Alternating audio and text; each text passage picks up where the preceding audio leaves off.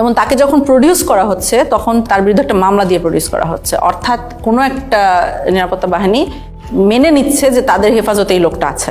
প্রত্যেককেই কিন্তু একাধিক মামলায় দেওয়া হয়েছিল এবং অলমোস্ট সবার বিরুদ্ধেই জঙ্গি বিরোধী যে তকমাটা লাগানো হয়েছিল এবং সন্ত্রাস দমন আইনে মামলা দেওয়া হয়েছিল।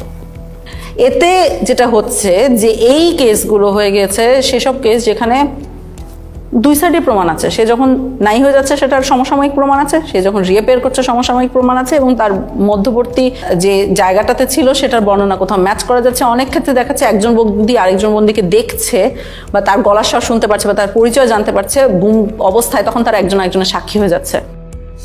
এই দিক থেকে মানে দ্বিতীয় বা তৃতীয় নাম্বার ছেলে একটা ছেলে ছিল, ও হচ্ছে যে একটু যতটুকু মনে হলো মানসিক সমস্যা ছিল, প্রচুর কান্নাকাটি করতো আর চুলটা পাল্টা বকা করতো।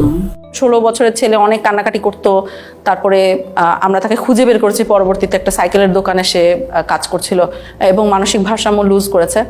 মনে রাখবেন ওই ছেলেটাকে আমরা কেন খুঁজে পেয়েছিলাম, কাজ তার চারপাশের বন্দিরা 2 বছরের বন্দিরা আমাদেরকে এসে বারবার করে বলতো ওখানে একটা ছেলে অনেক কাঁদতো, আমাদের কেস সলভ করার আগে ওই ছেলেটাকে খুঁজে বের করেন, আমাদেরকে জানান ওই ছেলেটার কি হয়েছে, ও বেঁচে আছে কিনা। বেশ কয়েকজনকে পাই যারা সবাই রেকগনাইজ করতে পারছে যে ছেলেটা আছে কিন্তু জানি না কোথায় আছে, জানি না কোথায় আছে, এইভাবে করে চলতে থাকে আনটিল একজন বলে। ওই ছেলেটাকে পরবর্তীতে আমি জেলে দেখছিলাম। তোর আবার হচ্ছে যে এরকম হাতে সবগুলো হাতে মোটামুটি ছিল আপনার কেটে ফেললে বা নখ উঠাই ফেললে টাইপ এরকম থাকে না, ওই টাইপের মানে একদম ফাটা সবগুলো ছিল আর কি। তখন কাশিমপুর জেলের কোথায় দেখেছে, কাশিমপুর জেলে পাগলা সেলে দেখেছে। তখন আমরা পাগলা সেলের রেজিস্ট্রি বার করি। সমস্যা হয়েছে যে ওই সময় পাগলা সেলের রেজিস্ট্রি তো অনেকের নাম ছিল আর এই ছেলের নাম আমাদের জানা ছিল না, তো আমাদের কিছুই লাভ হয় নাই।